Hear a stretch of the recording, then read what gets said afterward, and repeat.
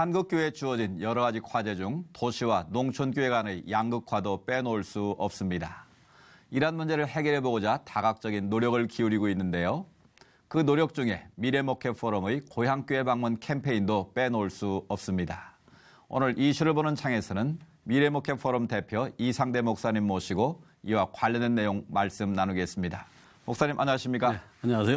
예, 바쁘시게 나오셔서 감사합니다. 네, 감사합니다. 앞서 말씀드린 대로 미래목회 포럼이 진행하는 고향교회 방문 캠페인, 올해가 11번째예요?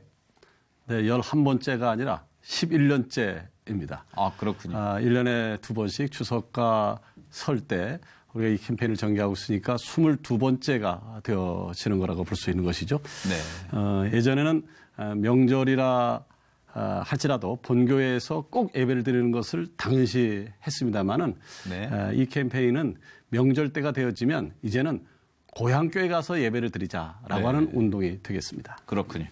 그럼 성도들은 자신의 고향교회에 가서 본인이 정하고 방문해서 예배를 드리면 되는 건가요?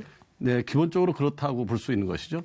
그런데 고향교회가 큰 교회도 있지 않겠습니까? 그렇죠. 그럴 경우에는 지역의 작은 교회 가서 예배를 드렸으면 좋겠다라고 하는 생각입니다. 그럼 단순히 방문해서 예배만 드리는 건가요? 아니면 다른 특별한 의미가 있는 건가요? 기본적으로 네 가지 기본적인 원칙을 가지고 우리가 이 일을 하고 있는데요. 네. 첫 번째는 이번 추석에는 주일이 겹치지 않았더라고요. 네. 그러나 수요기도회, 철야기도회, 새벽기도회 어느 예배든 참여해서 예배드리자라고 네. 하는 것이고, 두 번째는 감사한 마음으로 감사헌금을 꼭 하자.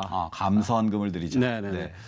세 번째는 담임 목사님에게 감사하다는 마음으로 조그만 선물이라도 꼭 드렸으면 좋겠다라고 네. 하는 생각이고, 네 번째는 대도시교회가 늘 고마운 마음을 갖고 있다, 위에서 기도하고 있다라고 하는 감사의 말 전하기, 이 네 가지를 기본적으로 진행하자라고 하는 취지에서 진행하고 있습니다. 네, 그렇군요. 그럼 미래목회 포럼에서 11년 전에 이 고향교회 방문 캠페인을 시작하실 때 무슨 특별한 계기가 있었습니까? 한국 사회의 큰 문제로 대두되고 있는 것이 양극화 현상 아니겠습니까? 네. 그런데 이 양극화 현상이 사회에서만 일어나는 것이 아니라 교회에서도 이런 일이 벌어지고 있는 것 같아서 참 마음이 안타까운데, 한국 교회가 성장에 있어서 지금 많은 어려움을 겪고 있다라고 하는 사실은 우리가 다 알고 있는 사실입니다만은, 그럼에도 불구하고 대도시 교회는 그래도 명맥은 유지되고 있습니다. 그런데 그 유지에 있어서 중요한 기둥 역할을 하는 것이 뭐냐 하면, 그동안 농어촌에서 신앙생활을 잘하던 학생들이 대학에 오기 위해서 대도시로 나온 사람도 있고, 그렇죠. 또 농어촌에 살던 분들이 대도시로 이주해서, 그래서 대도시 교회에 유입된 교인들 덕분이다라고 생각하지 않을 수 없는 것이죠. 그렇습니다. 그렇게 따진다 보면 대도시 교회는 농어촌 교회에 큰 빚을 지고 있는 것이라고 볼 수 네. 있을 겁니다. 이에 미래목회 포럼에서는 이 빚을 조금이라도 좀 갚을 수 있는 방안이 뭘까, 그리고 양극화 현상을 해소할 수 있는 것이 뭘까를 고민하던 중에 네. 우리가 최소한 설과 추석만이라도 고향에 가서 예배를 드리게 되어지면 농어촌에서 사역하는 목사님들, 그리고 교회에 크다는 힘이 되지 않겠는가라고 네. 하는 취지에서 일을 시작하게 되어진 네. 것입니다. 목사님 말씀 듣고 보니까 농어촌 교회는 도시 교회의 모판이다라는 생각이 드는데요. 지난 11년 동안 이 캠페인에 참여한 교회 얼마나 됩니까? 우리가 11년 전에 일을 시작할 때는 미래목회 포럼 임원 몇 교회만 시작을 했었습니다만, 네. 11년이 지난 지금은 미래목회 포럼 회원 전체가 이 운동에 참여하고 있고요. 네. 뿐만 아니라 한국에 의식 있는 교회 목사님들이 한 1000여 명 교회가 이 운동에 동참하는 것으로 네. 이렇게 파악을 우리가 하고 있습니다. 그렇군요. 10년 넘게 이 행사를 진행을 쭉 해오셨는데요. 이제 이 캠페인이 어느 정도 자리도 잡혔을 것 같고 또 성도들에게도 인식이 됐을 것 같은데 어떻습니까? 그럴 거라고 저는 충분히 생각하고 있고요. 근데 저희 교회에만 들으면 예전에는 주일날 되어지면 명절이라 할지라도 반드시 본교회에서 예배드리는 것을 원칙으로 했지만, 네. 이 운동을 하고 난 이후부터는 우리 성도님들이 자연스럽게 고향에 가서 예배드리는 것을 이제 원칙으로 삼고 있고요. 그래서 마치 선교사 마음으로 고향교회를 방문해서 그분들에게 고맙다는 메시지 전하고 헌금하고 선물하고 돌아와서는 이분들이 마치 70문도가 귀신을 쫓아내고 병든 자를 고치고 그래서 기쁨으로 예수님께 보고했던 것처럼 네. 고향교회에서 일어났던 일들에 대해서 제게 보고도 하고 또 간증 시간에 간증을 하면서 너무너무 기뻐하는 모습을 보고 일을 너무 잘했구나 네. 라고 하는 생각이 들어집니다. 고향교회 캠페인이 작은 교회와 함께하자는 취지가 강한 것이 사실인데요. 고향교회 방문이란 이것이 일회적인 행사나 캠페인에 그치지 않고 지속적으로 지속 가능한 연계가 필요할 것 같은데 어떻습니까? 예, 그렇습니다.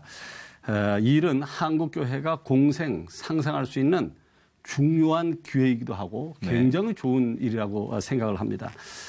처음에는 우리가 이 일을 시작할 때는 단순히 고향교회를 방문하는 일에만 신경을 썼었는데 일이 진행하다 보니까 이제는 그것으로 끝난 것이 아니라 농어촌교회와 자매결연을 맺어서 농산물 직거래를 하기도 하고요. 네. 또 어떤 교회에서는 아웃리치를 통해서 그 교회에 실질적으로 도움을 주는 일도 하고 있고요.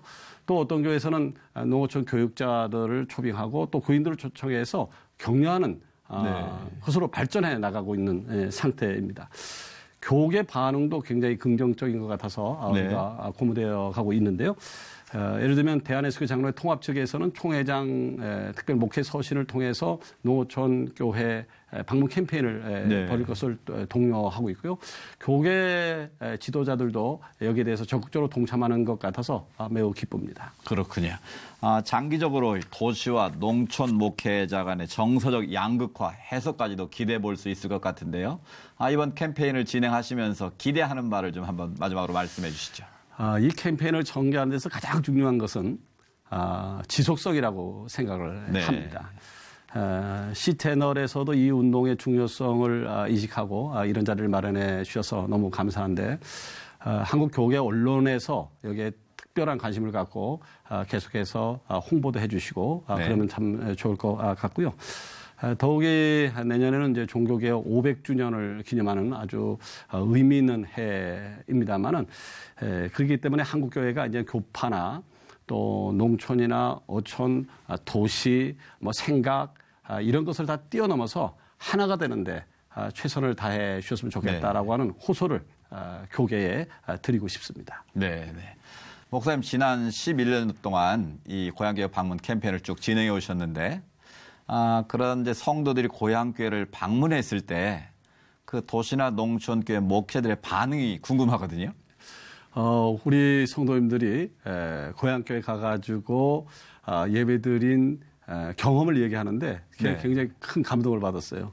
어떤 목사님은 가서 예배를 드리니까 이분들이 깜짝 놀라서 어디서 왔느냐, 어떻게 왔느냐. 그래서 우리 성도님들이 우리 교회 목사님이 이 명절 때는 고향교회 가서 예배드리라, 감상음해라 그랬다, 격려하라 그랬다라고 얘기했더니 너무 고맙다고 감사하다고 그러면서 자기들은 혼자인 줄 알았는데 농어촌 교회를 생각하는 교회가 있다고 하는 사실에 너무 감사하다라는 얘기를 하고 바로 어떤 목사님들은요 작년만 해도 저한테 전화를 꽤 많이 하셨더라고요. 또 어떤 목사님은 어떤 목사님은 조그만 선물을 저게 보내서 그 안에 편지도 써서 너무 고맙다고 외롭지 않다고 계속 관심을 가져달라고 하는 얘기를 하는 것을 보고 저도 일을 생각할 때 너무 감사하다는 생각이 들었어요.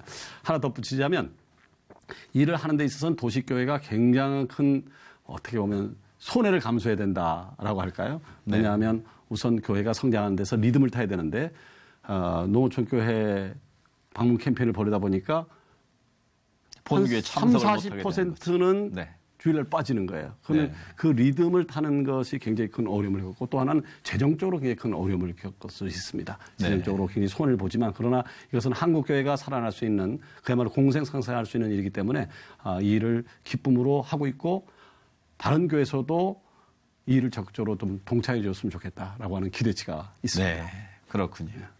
미래목표 포럼을 통해 진행되는 이 고향교회 방문 캠페인이 앞으로도 잘 진행됐으면 좋겠습니다. 고향교회 방문 캠페인의 뜻이 참여하는 교회와 성도들에게 잘 전달돼서 한국교회가 하나 되고 함께 나아가는 데 큰 도움이 되길 기대합니다. 목사님 오늘 말씀 감사합니다. 감사합니다.